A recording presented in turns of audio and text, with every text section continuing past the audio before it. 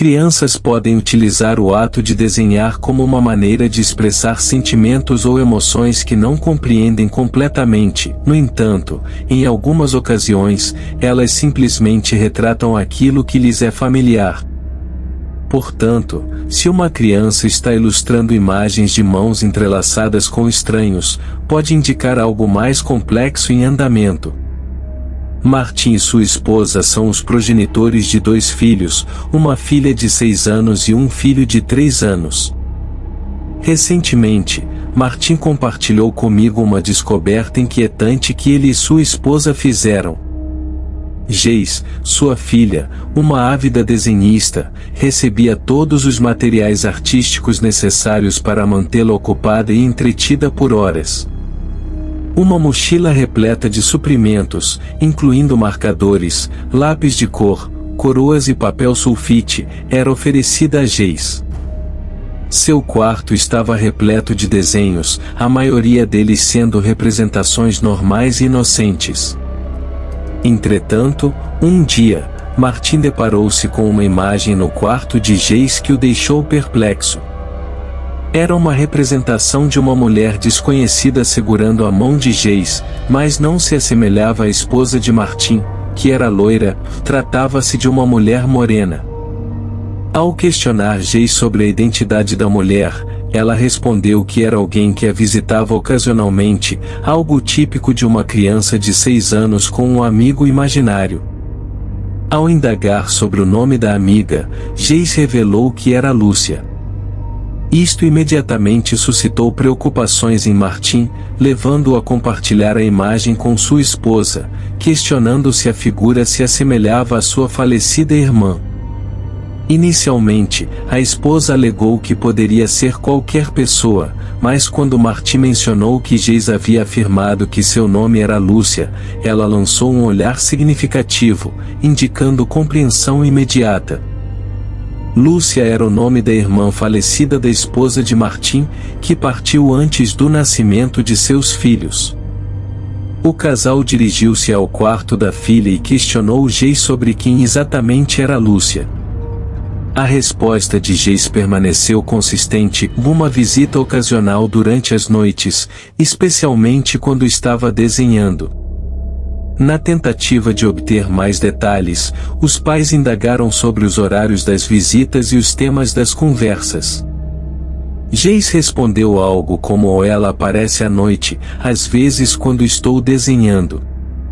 A esposa de Martim solicitou a Geis que desenhasse outra imagem na próxima visita de Lúcia, mas com maior detalhamento, e Geis concordou. A partir desse ponto, Martim e sua esposa mantiveram a porta do quarto de Geis entreaberta para escutar possíveis conversas. Algumas noites depois, ouviram Geis dialogando com alguém em seu quarto. Silenciosamente, dirigiram-se ao local para escutar o que ela dizia. Embora houvesse pausas significativas, Geis estava claramente dialogando com algo ou alguém não visível, respondendo a perguntas inaudíveis para os pais. Em certo momento, Geis disse: eles perguntaram sobre você quando viram meu desenho de você. Eles querem que eu desenhe você novamente. O casal entrou no quarto neste momento e indagou se Geis estava conversando novamente com Lúcia. Ela acenou afirmativamente, indicando que Lúcia estava parada em um canto do quarto. A esposa de Martim pediu a Geis para desenhar Lúcia com riqueza de detalhes.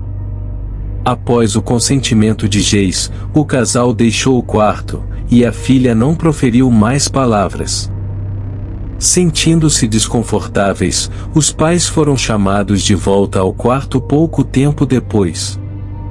Geis apresentou uma nova imagem que confirmou o temor do casal: Lúcia, com olhos azuis, uma pequena pinta acima do lábio e vestida de branco, correspondendo exatamente à descrição da falecida irmã da esposa. A esposa de Martim não mantinha uma relação próxima com sua irmã, comparecendo brevemente ao funeral, e não havia fotos visíveis em casa que Geis poderia ter visto. O casal instruiu Geis a evitar futuras interações com Lúcia, não devido a ações particularmente terríveis de Lúcia em vida, mas sim porque a presença aterrorizava o casal. Buscaram a intervenção de um padre para abençoar a casa e pedir que qualquer espírito partisse em paz. Segundo Martim, não enfrentaram mais incidentes desde então. História 2. Esta narrativa foi compartilhada por um professor de arte de uma escola primária. 2 vezes por ano, durante a atividade denominada o Desenhe e Conte, na qual as crianças ilustravam algo significativo para elas e explicavam a história por trás do desenho, uma turma de 3º ano participou. Enquanto a maioria dos alunos desenhava retratos de suas famílias, animais de estimação e outros temas pessoais, um menino estava desenhando uma imagem que inicialmente parecia ser apenas chamas. Os colegas riam discretamente, e a professora, ao perceber, questionou o motivo de desenhar fogo, sugerindo que escolhesse algo mais pessoal. O menino respondeu: "Eu sei, ainda não terminei." A professora permitiu que ele continuasse. Conforme os desenhos eram finalizados, a professora notou que o menino havia adicionado uma casa à imagem. Levando o desenho consigo, ela conduziu o menino pelo corredor, indagando sobre a inclusão da casa. No corredor, a professora indagou ao garoto sobre o motivo de ele estar desenhando uma residência em chamas, considerando que isso era totalmente inapropriado para a atividade de o Desenhe e Conte. O menino explicou: "Não é isso. Esta é a casa que meus pais tentaram incendiar comigo dentro." A educadora ficou sem palavras, sem saber como reagir. Ela recolheu o desenho, instruiu o menino a retornar ao seu lugar e comunicou que não realizariam a atividade de o Desenhe e Conte naquele dia. Ao regressarem à sala de aula, ela permaneceu sentada em sua mesa por um momento, contendo as lágrimas, e eventualmente informou à turma que todos levariam seus desenhos para casa, em vez de realizar o exercício programado. História 3.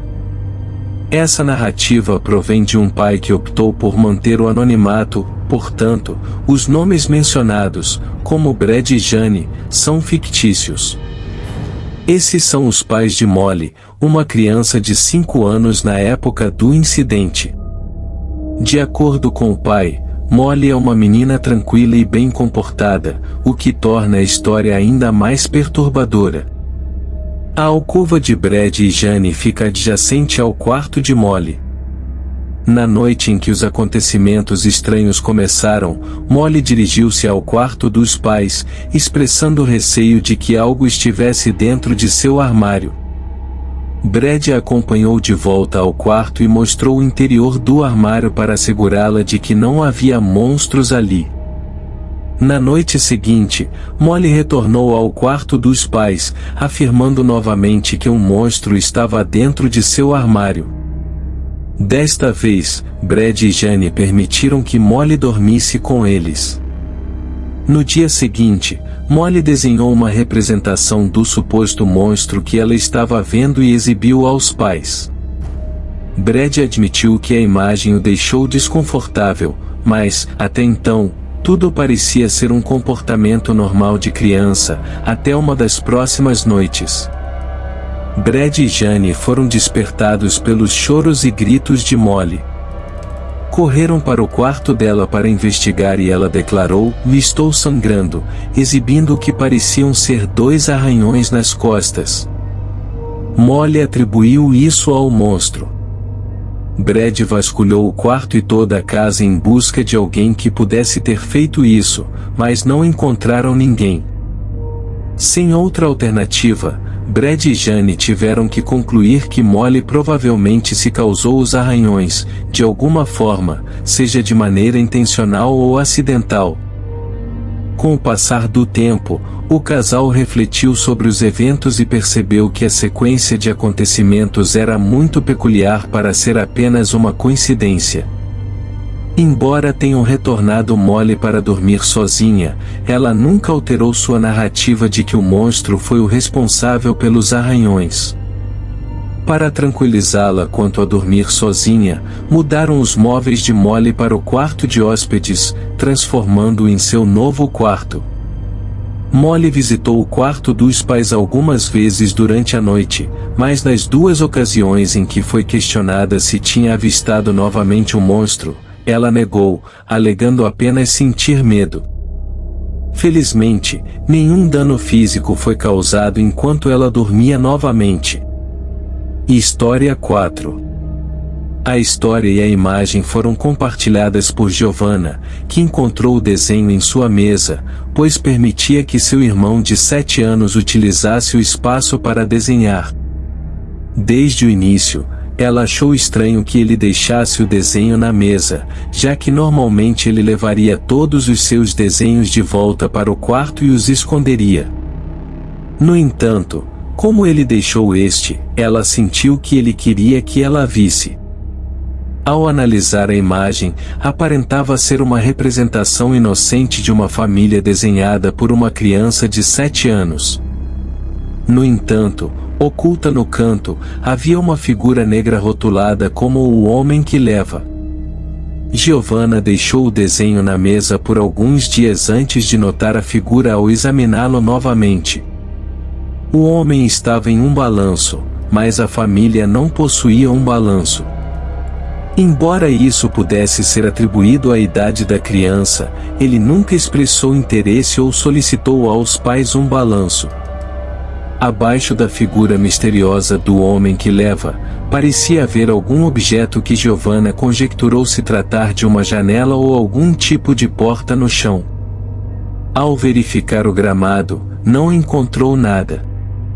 Alguns dias depois, no banheiro, que ficava do outro lado do corredor do quarto do irmão, enquanto lavava o rosto, ouviu o irmão rindo e conversando.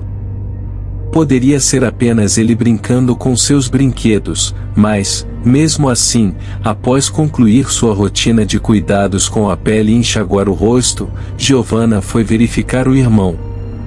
A porta estava entreaberta, então ela espiou e o viu no chão falando com algo debaixo da cama.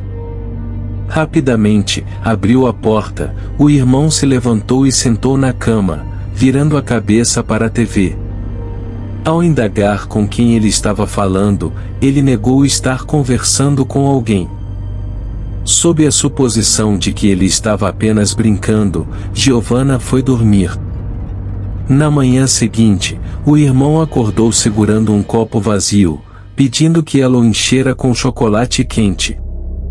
Giovanna desceu para encher o copo e voltou com alguns lanches para ela. Ao entrar no quarto do irmão, estranhamente, o viu dormindo profundamente. Ela o acordou, entregou o copo, e ele insistiu que não havia pedido. Sabia que ele havia pedido, mas optou por não discutir e deixou o copo ao lado da cama. Naquela noite, por volta das 4 da manhã, Giovanna acordou ao ouvir o irmão conversando novamente. Foi até o quarto dele, espiou pela porta, e a última coisa que lembra é ouvir o irmão falando com alguém e ver uma sombra negra no quarto. A próxima recordação é acordar na sua cama na manhã seguinte. Ao confrontar o irmão, ele negou qualquer lembrança de ter falado com alguém na noite anterior.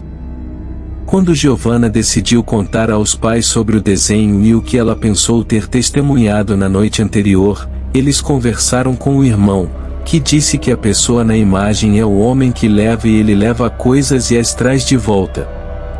Eu realmente confio nele, ele é meu melhor amigo.